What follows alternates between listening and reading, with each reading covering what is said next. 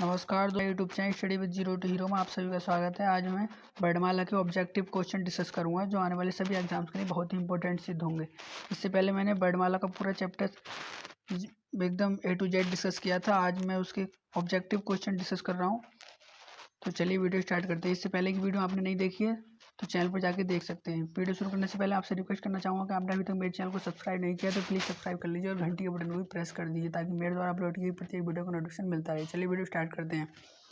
हिंदी वर्णमाला में ऊष्म व्यंजन कौन से होते हैं? तो हिंदी वर्णमाला में ऊष्म व्यंजन कौन से होते हैं? तो वो होते हैं से है। ठीक है, इसका आंसर ही हो जाएगा। अगला क्वेश्चन है, हिंदी के जिन वर्णों का उच्चारण करते समय केवल श्वास का प्रयोग किया जाता है उन वर्णों को कहते हैं। तो उन वर्णों को क्या कहते हैं? तो इसका आंसर हो जाएगा, उन वर्णों को कहते हैं अघोष। ठीक है, अगला क्वेश्चन है, ये रे ले वे व्यंजनों को कहते हैं। तो ये रे ले वे व्यंजनों को कहते हैं अंतस्थ व्यंजन। ठीक है, इसका आंसर अंतस्थ व्यंजन। जैसे मैंने बताया था आपको, अंतस्थ व्यंजन क्या होते हैं? यरलव। ठीक है, अगला क्वेश्चन है, निम्नलिखित में ओष्ठ ध्वनि है। तो निम्नलिखित में ओष्ठ ध्वनि क्या होता है? पवर्ग होता है, पवर्ग पेवर्ग। ठीक है, तो पेवर्ग में आप इसमें देख लेंगे कौन सा होगा, पे फे, तो ये हो जाएगा फे इसका आंसर। ठीक है, अगला क्वेश्चन है, बोबल को हिंदी में कहते हैं। तो बोबल को हिंदी में क्या कहते हैं? तो आपको पता ही होगा, स्वर कहते हैं इसको। ठीक है, स्वर। अगला क्वेश्चन है, जिन शब्दों के अंत में आ आता है उन्हें क्या कहते हैं? तो जिन शब्दों के अंत में आ आता है उन्हें कहते हैं अकारांत। अगला क्वेश्चन है, कौन स्वर नहीं है? तो कौन स्वर नहीं है? तो इसका आंसर हो जाएगा ब। छोटा ए ओ सब ये स्वर हैं और ब क्या है? व्यंजन है। ठीक है, ध्यान रखना। अगला क्वेश्चन है, निम्नलिखित में कौन सा वर्ण घोष है? तो घोष वर्ण कौन से होते हैं? तो मैंने आपको बताया था, घोष वर्ण जो होते हैं, देखिए घोष वर्ण जो होते हैं तीसरा, चौथा और पांचवा होते हैं। ठीक है, तीसरा, चौथा, पांचवा, प्रत्येक वर्ग का तीसरा और चौथा और पांचवा वर्ण जो होते हैं वो घोष वर्ण कहलाते हैं। ठीक है, तो इसमें हम देखेंगे तो इसका आंसर हो जाएगा सी। ठीक है, बाकी जो अघोष वर्ण हो जाएंगे इसमें इसका आंसर हो जाएगा द। ठीक है, अगला क्वेश्चन है,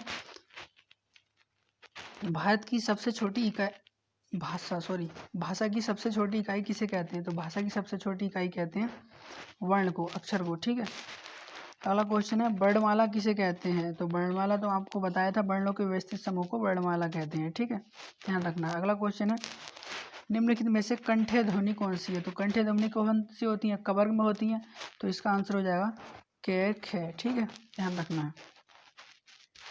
अगला क्वेश्चन है, निम्नलिखित में से उच्चारण स्थान के आधार पर मूर्धन्य व्यंजन कौन से हैं? तो मूर्धन्य व्यंजन कौन से होते थे? मूर्धन्य व्यंजन होता है टवर्ग। ठीक है, ध्यान रखना है, टवर्ग। तो टवर्ग में इसमें कौन सा है? टे ठे डे। तो इसका आंसर हो जाएगा सी। टे ठे डेढ़ आता नहीं आता है टवर्ग में, तो डेढ़ है। ठीक है, तो इसका आंसर हो जाएगा सी। अगला क्वेश्चन है, निम्न में से अल्पप्राण वर्ण कौन सा है? तो अल्पप्राण, तो अल्पप्राण जो होते हैं प्रत्येक वर्ग का पहला, तीसरा और पांचवा वर्ण होता है। ठीक है, तो अब प्रत्येक वर्ग में आप हिसाब लगा के देख लीजिए तो इसका आंसर हो जाएगा ऑप्शन बी, के पहला वर्ण है और गे तीसरा वर्ण है। ठीक है, तो इसका आंसर हो जाएगा ऑप्शन बी। अगला क्वेश्चन है, निम्नलिखित शब्दों में से नवीन विकसित ध्वनियाँ कौन सी हैं? तो निम्नलिखित शब्दों में से नवीन विकसित ध्वनियाँ कौन सी हैं? तो इसका आंसर हो जाएगा ऑप्शन ए, ख और गे। ठीक है, अगला क्वेश्चन है, ये वर्ण किन वर्णों के योग से बना है? तो मैंने बताया था पिछली वाली वीडियो में, ये बना होता है जे प्लस ओ है। तो ऑप्शन देख सकते हैं इसमें कौन सा हो जाएगा? तो ये हो जाएगा ऑप्शन बी। ठीक है, अगला क्वेश्चन है, निम्नलिखित में से अघोष वर्ण कौन सा है? ठीक है, तो अघोष वर्ण हो जाएगा ऑप्शन डी, स। ठीक है, अगला क्वेश्चन है, घ का उच्चारण स्थान कौन सा है? तो घ का आपको पता ही है, कवर्ग में आता है। तो कवर्ग क्या होता है? कंठ होता है। ठीक है, निम्न में से संयुक्त व्यंजन कौन सा है? तो संयुक्त व्यंजन आपको बताए थे छत्रक गेश्रय होते हैं, तो गे ये हो जाएगा संयुक्त व्यंजन। ठीक है, ध्यान रखना। अगला क्वेश्चन है, निम्नलिखित में से कौन सा वर्ण उच्चारण की दृष्टि से दंत्य नहीं है? ठीक है, तो दंत्य में जो आता है वो तवर्ग आता है। ठीक है, तवर्ग। तो तवर्ग ते थे दे धन है, तो इसमें ऑप्शन दे रखा है ते थे दे धन, तो इसका आंसर हो जाएगा ऑप्शन डी टा। ठीक है, ध्यान रखना।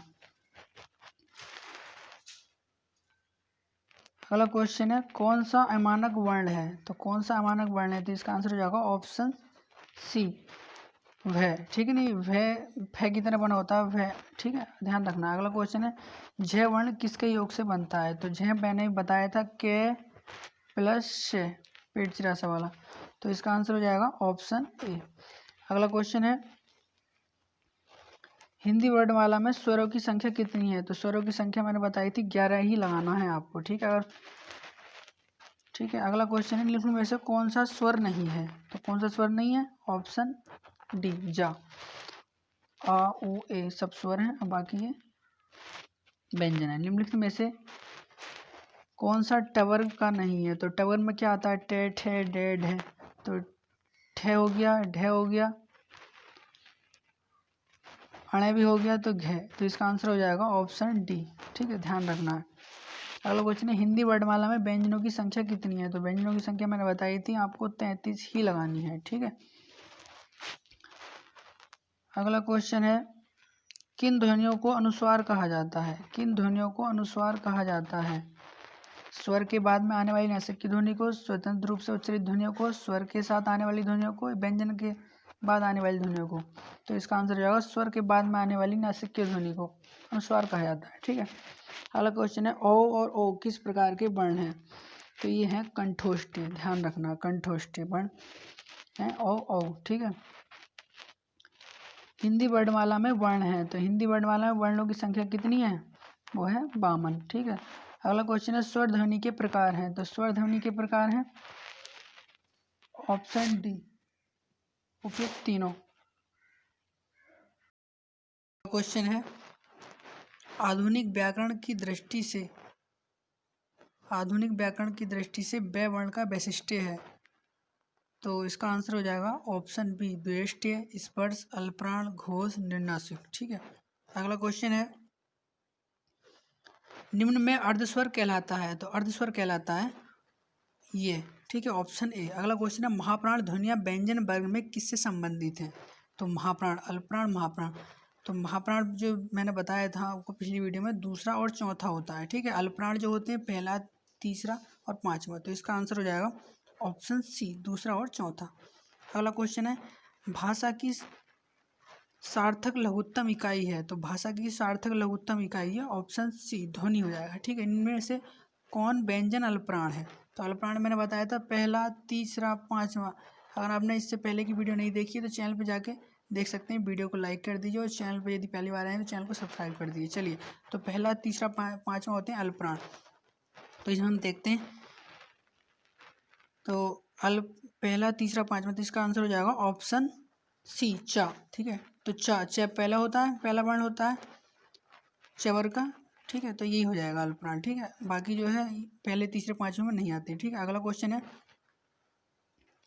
निम्न में से कौन सा वर्ण स्पर्श व्यंजन नहीं है, तो स्पर्श व्यंजन नहीं है, तो इसका आंसर हो जाएगा ऑप्शन डी या।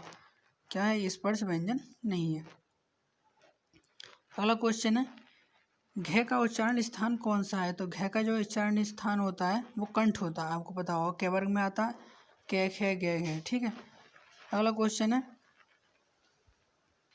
निम्न शब्दकोश के अनुसार संतान सकल सचल सक्षम शब्दों का सही क्रम है, तो इसका आंसर हो जाएगा ऑप्शन डी संतान सकल सक्षम सचल। ठीक है, अगला क्वेश्चन निम्न में से महाप्राण वर्ण है, तो महाप्राण होते हैं दूसरा और चौथा। ठीक है, तो इसका आंसर हो जाएगा था, तो ये था क्या आता है तवर्ग में आता है ते थे, तो थे दूसरा वर्ण है, तो इसका आंसर हो जाएगा ऑप्शन ए, ऑप्शन ए। अगला क्वेश्चन है हिंदी शब्दकोश में अंग है किस वर्ण के साथ आता है, तो अंग है आता है आ के साथ, छोटा आ। ठीक है, ध्यान रखना। अगला क्वेश्चन है छह वर्ण किसके योग से बना है, तो छह वर्ण दोबारा से क्वेश्चन आ गया, बहुत इंपॉर्टेंट क्वेश्चन है, तो ये होता है के प्लस से के योग से। अगला क्वेश्चन है निम्न में से कौन सा शब्द अमात्रिक है, तो अमात्रिक कौन सा शब्द है इसमें, तो इसमें अमात्रिक शब्द है कलरव। ठीक है, ध्यान रखना। अगला क्वेश्चन है अयोग्यवाय कहा जाता है, तो अयोग्यवाय कहा जाता है विसर्ग को, ठीक है, उसे अयोग्यवाय कहा जाता है। अगला क्वेश्चन है ट वर्ग में किस प्रकार के व्यंजन आते हैं, तो ट वर्ग में मैंने बताया था पिछली वीडियो में मूर्धन्य आते हैं, इसका आंसर हो जाएगा ऑप्शन सी। अगला क्वेश्चन है प्रयत्न के आधार पर लय किस प्रकार की ध्वनि है, तो प्रयत्न के आधार पर लय किस प्रकार की ध्वनि है, तो लय है पार्श्विक, ठीक है, पिछली वीडियो में बताया था। अगला क्वेश्चन है, अगर पिछली वीडियो आपने ध्यान से पढ़ी होगी तो आप प्रत्येक सारे क्वेश्चनों के आंसर अपने आप दे दोगे, ठीक है, ध्यान रखना। अगला क्वेश्चन है हिंदी वर्णमाला में अंग और अह क्या होता है, तो अंग और अह आपको पता ही अयोग्यवाय होता है, ठीक है। अगला क्वेश्चन है निम्न में से कौन सा स्वर समृद्ध है, तो निम्न में से कौन सा स्वर समृद्ध है, तो इसका आंसर आएगा ऑप्शन ई मतलब ऑप्शन सी, तो छोटी ई क्या है, स्वर समृद्ध है। निम्न में से मूर्धन्य ध्वनि कौन सी है, तो कई बार आ गया, तो मूर्धन्य तो आपको पता चल ही होगा, मूर्धन्य होता है टवर्ग, तो टेट है डेड है, ठीक है, ध्यान रखना। अगला क्वेश्चन है हिंदी की ब ध्वनि है, हिंदी की ब ध्वनि है, तो ये हो जाएगा ऑप्शन बी ओष्ठ ध्वनि, तो पवर्ग में आता है पैफ है वेब है, ठीक है, ध्यान रखना। अगला क्वेश्चन इनमें से दंते ध्वनि है, तो दंते ध्वनि क्या होता है, दंत जितने भी तवर्ग के होते हैं वो दंत होते हैं, ठीक है, तो आंसर हो जाएगा ऑप्शन सी ता। अगला क्वेश्चन है निम्न में से कौन सा स्वर समृद्ध है, तो निम्न में से कौन सा स्वर समृद्ध है, तो इसका आंसर हो जाएगा ऑप्शन सी ई। दोबारा क्वेश्चन आ गया। अगला क्वेश्चन निम्न की ध्वनियों में कौन सी दंत्योष्ठ है, दंतोष्ठ, दंत भी हो प्लस ओष्ठ भी हो उसमें, तो इसका आंसर हो जाएगा डी। बहुत इंपॉर्टेंट क्वेश्चन है क्योंकि कई बार बालक गलत कर देते हैं, ये ओष्ठ वाला लगा देते हैं, जबकि ओष्ठ वाला जो होता है वो पेट चिरासा वाला बा होता है, ये है बा खाली, तो ये दंत ओष्ठ, दंत प्लस ओष्ठ, ध्यान रखना। अगला क्वेश्चन है निम्नलिखित वर्णों में से कौन सा मूर्धन्य ध्वनि का है, तो मूर्धन्य कई बार आ गया टेट है डेड है। अगला क्वेश्चन है स्व ध्वनि का उच्चारण स्थान है, तो स्व ध्वनि का उच्चारण स्थान है तालव्य, ठीक है, ध्यान रखना। अगला क्वेश्चन है निम्नलिखित में से कौन सा व्यंजन पार्श्विक है, तो पार्श्विक पता ही है आपको ला है। निम्नलिखित में से कौन एक संयुक्त व्यंजन नहीं है, तो संयुक्त व्यंजन कौन से होते हैं, छत्र गेस्र चार होते हैं, तो इसमें हो जाएगा ऑप्शन बी सा, ठीक है, ध्यान रखना। अगला क्वेश्चन है ये रे लेवे किस वर्ण के व्यंजन है, तो ये रे लेवे आपको पता ही है अंतस्थ व्यंजन होते हैं। अगला क्वेश्चन है तालव्य व्यंजन है, तो तालव्य व्यंजन कौन से होते हैं, तालव्य वही होते हैं चवर्ग वाले चे छे जे जे, ठीक है, ध्यान रखना। अगला क्वेश्चन है कौन सा वर्ण घोष नहीं है, ठीक है, तो घोष नहीं है, तो इसका आंसर हो जाएगा ऑप्शन सी ता जो है घोष नहीं है, अगला, ठीक है, ध्यान रखना। अगला क्वेश्चन है किस शब्द में ऋण स्वर नहीं है, तो किस शब्द में ऋण स्वर नहीं है, तो ये हो जाएगा कृपा कृष्ण दृष्टि आज, तो इसका आंसर हो जाएगा ऑप्शन डी आज में, इसमें कृपा कृष्ण दृष्टि इसमें सब में ऋण लगा हुआ है, ध्यान रखना। वीडियो कैसी लगी कमेंट करो जरूर बताइएगा, वीडियो को लाइक कर दीजिए और चैनल को पहली बार आए हैं चैनल को सब्सक्राइब कर दीजिए। नमस्कार दोस्तों।